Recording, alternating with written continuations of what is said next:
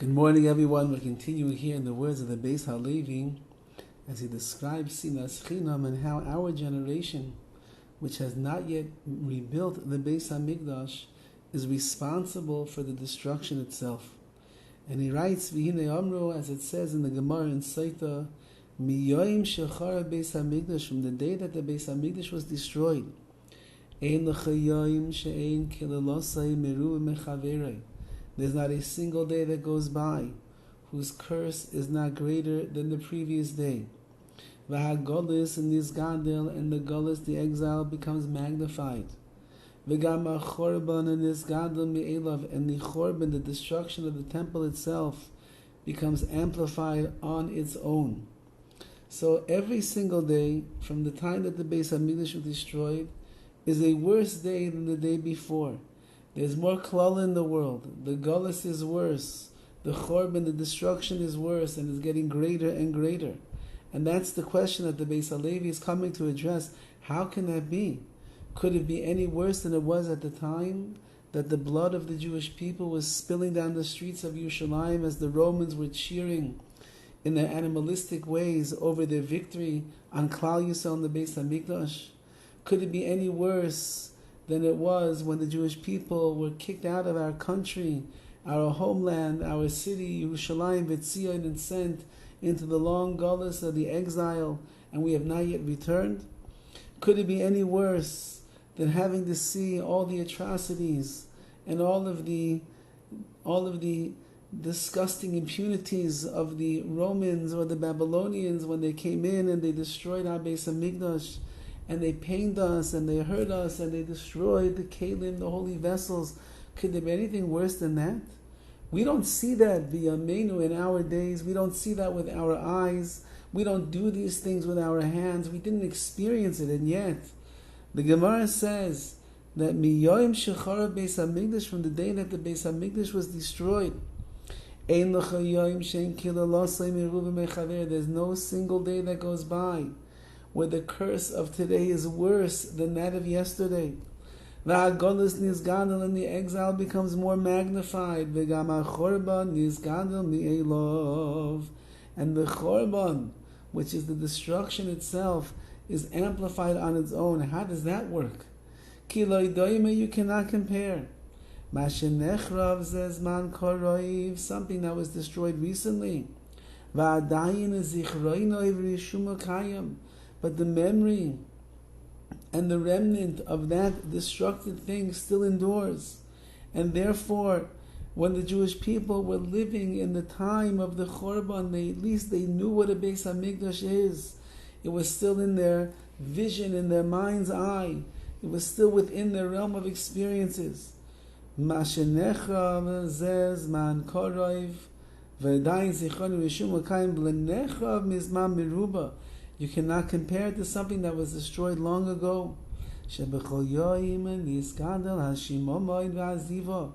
Every day the devastation and the desolation increases. And that is this idea that when the Beis HaMikdash was standing and the Jewish people were there and then it was destroyed, at least they had a shaykhis, they had a connection, they knew what it was, they carried around the spark of the Kedusha of the Beis HaMikdash and all of its holiness and all of its ruchnius together with them. But the farther that you get away, 2,000 years already of this painful gullus that we find ourselves in, where we don't know what a Beis HaMikdash was like. We don't know what it was like to hear the Levim singing their beautiful nigunim from their altar there. We don't know what it was like to watch the Kohanim bringing korbanos and shechting them and bringing about a kapara, a slicha or mechila, forgiveness and redemption for the Jewish people. We don't know what that's like. We don't know what it was like to walk into the Beis HaMikdash and see 10 open miracles in front of your eyes. That means that whenever a person felt wavering or weak in their emunah, they just walked into the Beis HaMikdash and they were infused with reality where they could see the yad, the hand of Hashem. We don't know what that's like. So the farther and the farther that we get away from the destruction of the Beis HaMikdash, the more devastating and the more the desolation increases. because we have no idea what it means to have a Beis HaMikdash. We have no idea what we have lost. We have no idea what it means to be connected to Ruchnius, to be connected to mitzvahs and Torah and the Rebbeinu Shalom. And therefore we are a generation that is floundering and wandering in the gullus, in the exile. We're a generation that doesn't know what it means to really be a Yid, to be a Jew that is deeply and intimately and sacredly connected to the Rebbeinu Shalom. We're a generation that doesn't know what real Kedusha, what real holiness and sanctity looks like, nor we don't know what it feels like. We're unsure. We are distant. We are disconnected.